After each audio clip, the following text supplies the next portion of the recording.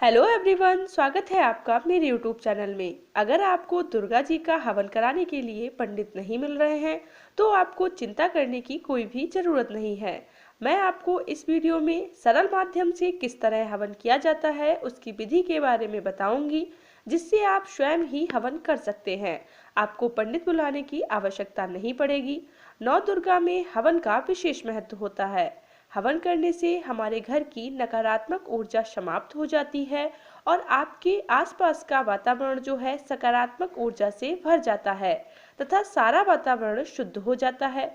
चलिए जानते हैं कि हवन करने के लिए हमें किस किस सामग्री की आवश्यकता पड़ेगी।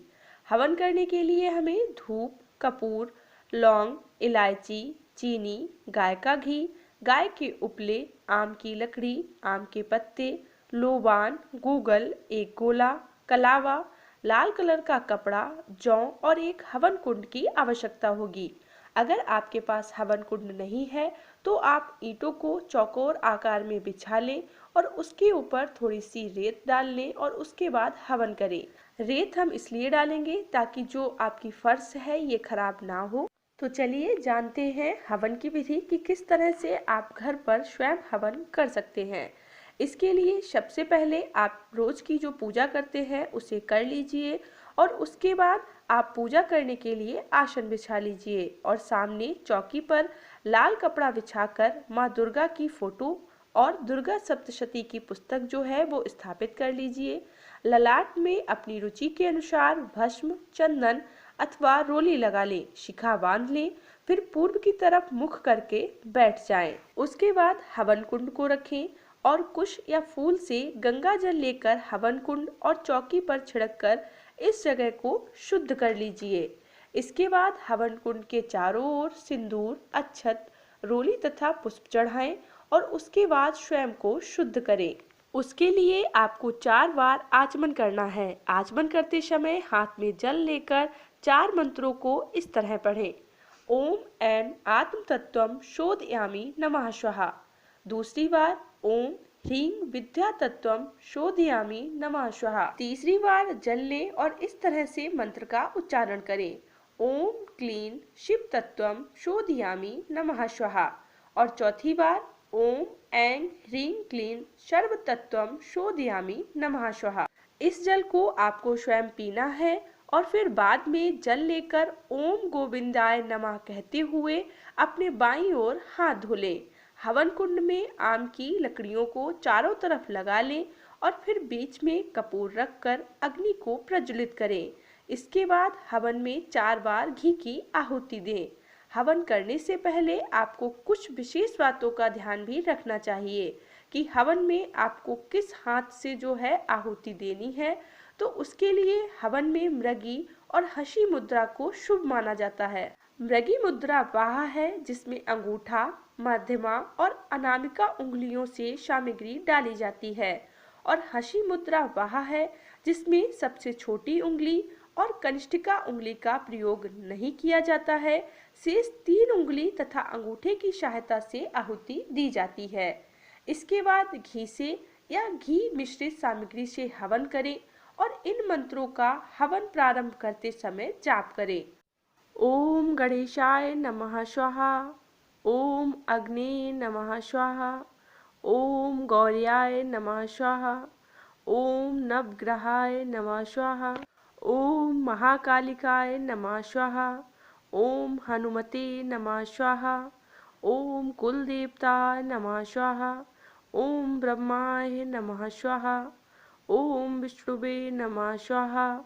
ओम शिवाय नमः स्वाहा। इसके बाद माता के नवार्ण बीज मंत्र से 108 बार आहुति देनी चाहिए। नवार्ण बीज मंत्र इस प्रकार है। ओम ऐं ह्रीं क्लीं चामुंडाय विच्चय। आप चाहे तो यह मंत्र 11, 21 या 51 बार भी कर सकते हैं। अब 11 बार गायत्री मंत्र से आहुति दे। गायत्री मंत्र इस प्रकार है। ओम भूर्भुवस्वः तत्सवितुर्वरेण्यं भर्गो देवस्य धीमहि धियो यो न प्रचोदयात्। हवन के बाद गोला में कलावा बांधकर चाकू से ऊपर के हिस्से को काटकर ऊपरी भाग में घी भरकर सिंदूर लगाकर हवन में चढ़ा दें, जिसको बलि कहते हैं। फिर पूर्ण आहुति के लिए नारियल में छेद करके घी भर के लाल कपड़ा लपेटकर या कलावा बांधकर पान, सुपारी, लौंग, इलायची, जायफल तथा बची हुई सामग्री और प्रसाद उसमें भर ले। यह पूर्ण आहुति की तैयारी है। यह नारियल हवन कुंड के बीच में स्थापित कर दे। साथ ही साथ पूर्ण आहुति मंत्र का उच्चारण करें, जो मंत्र इस प्रकार है। ओम पूर्णमिदा पूर्णमिदं पूर्णात् पूर्णमिदा पूर्णमेव पूर्णमुदच्यते पूर्णस्य विशिष्यते स्वाहा। इसके बाद कुछ दक्षिणा स्वरूप माता के नाम से अर्पित करें। फिर माँ दुर्गा जी की आरती करें। आरती के पश्चात माँ से क्षमा याचना अवश्य करें, जो इस प्रकार है। अपराध सहस्त्राणि क्रियन्ते अहर्निशं मया दासो अहमिति मां मत्वा क्षमस्व परमेश्वरी। आवाहनम ना जानामि विसर्जनम पूजाम चैव ना जानामि क्षम्यतां परमेश्वरी। मंत्रहीनम क्रियाहीनम भक्तिहीनम सुरेश्वरी यति पूजितं मया देवी परिपूर्णं तदस्तु मे। अपराध शतम कृत्वा जगदम्बेति चोचरेत् या गतिं संवाप्नोति नतांग ब्रह्मा दयाशुरा। सपराधो इस्म शरणं प्राप्त शत्वा जगदम्बिके इदानी मनुकंपयो अहम इतेच्छसि तथा कुरु।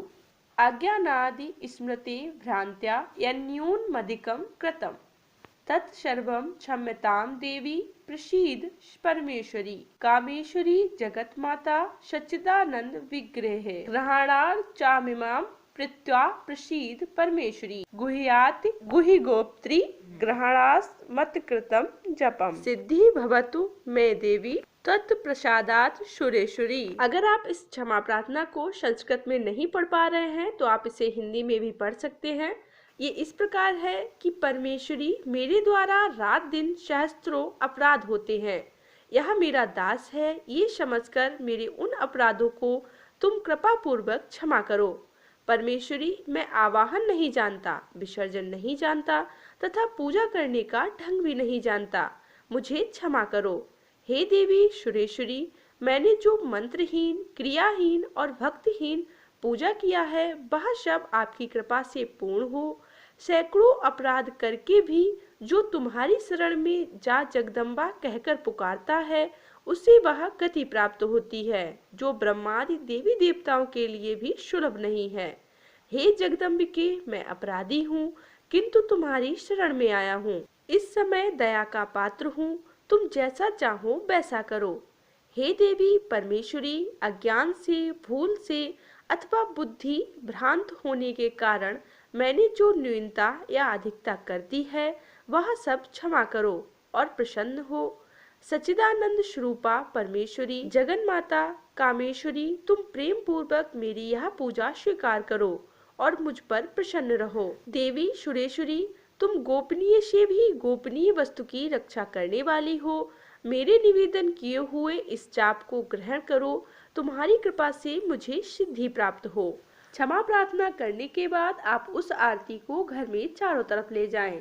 इस प्रकार आपका हवन पूर्ण हो जाएगा। अगर ये वीडियो आपको थोड़ी सी भी हेल्पफुल लगी हो तो प्लीज इस वीडियो को लाइक कर दीजिएगा और चैनल को जरूर सब्सक्राइब कर लीजिएगा। ऐसी ही और वीडियो के लिए मिलते हैं अगली वीडियो में, तब तक के लिए बाय बाय।